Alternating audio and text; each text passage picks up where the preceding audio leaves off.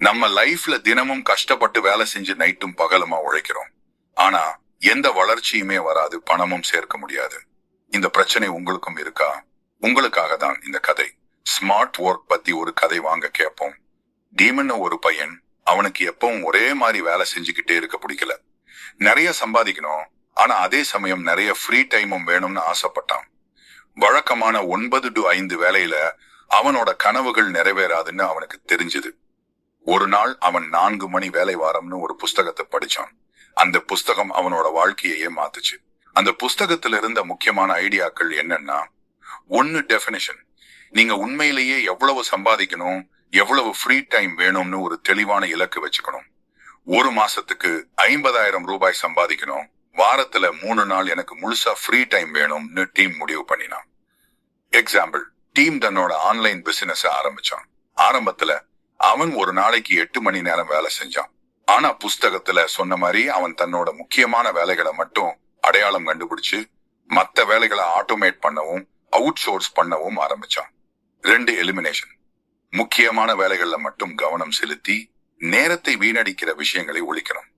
எந்த 20% வேலை 80% ரிசல்ட்டை கொடுக்குதோ அதுல மட்டும் போக்கஸ் பண்ணணும். எக்ஸாம்பிள், டீம் தினமும் மெயில் செக் பண்ணிக்கிட்டே இருந்தான். அதுல நிறைய நேரம் வேஸ்ட் ஆச்சு. அவன் ஒரு நாளைக்கு 2 தடவை மட்டும் மெயில் செக் பண்ணும் பழக்கத்துக்கு மாறினான். தேவையில்லாத மீட்டிங்குகள்லையும் கலந்துக்கிறத நிறுத்தினான். 3 ஆட்டோமேஷன். திரும்ப திரும்ப செய்யற வேலைகளை ஆட்டோமேட் பண்றதுக்கு டெக்னாலஜியை யூஸ் பண்ணணும். இல்லன்னா அந்த வேலைகளை வேற யாருக்காவது அவுட் சோர்ஸ் பண்ணிடலாம். எக்ஸாம்பிள், டீம் தன்னோட கஸ்டமர் சர்வீஸ் வேலைகளை ஒரு விர்ச்சுவல் அசிஸ்டன்ட்டுக்கு அவுட் சோர்ஸ் பண்ணிட்டான். தன்னோட ஆன்லைன் ஸ்டோர்ல ஆர்டர் ப்ராசஸிங்கையும் ஆட்டோமேட் பண்ணிட்டான். 4 விடுதலை, லிபரேஷன். நீங்க எங்க வேணாலும் இருந்து வேலை செய்யற மாதிரி ஒரு லைஃப் ஸ்டைலை உருவாக்கிக்கணும். ஆபீஸ்ல தான் உட்கார்ந்து வேலை செய்யணும்னு அவசியம் இல்லை. எக்ஸாம்பிள், டீம் தன்னோட லேப்டாப்பை எடுத்துக்கிட்டு தாய்லாந்துக்கு போய் அங்கிருந்து தன்னோட பிசினஸ் நடத்த ஆரம்பிச்சான். அவனுக்கு நிறைய ஃப்ரீ டைம் கிடைச்சது. புது இடங்களை பார்க்கவும் புது அனுபவங்களை பெறவும் முடிஞ்சது. அவன் வாரத்துல வெறும் 4 மணி நேரம் மட்டும் வேலை செஞ்சா போதும்னு ஆச்சு.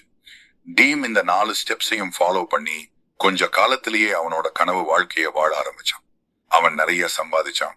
அதே சமயம் அவனுக்கு பிடிச்ச விஷயங்களை செய்ய நிறைய ஃப்ரீ டைம் கிடைச்சது.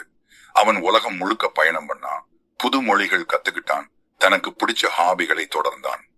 4 மணி வேலை வாரம் புஸ்தகம் வழக்கமான வேலை முறைய கேள்வி கேக்குது. ஸ்மார்ட்டா வேலை செஞ்சா கம்மியான நேரத்துல கூட நிறைய சாதிக்க முடியும்னு இந்த கதை மூலமா டீம் சொல்றான்.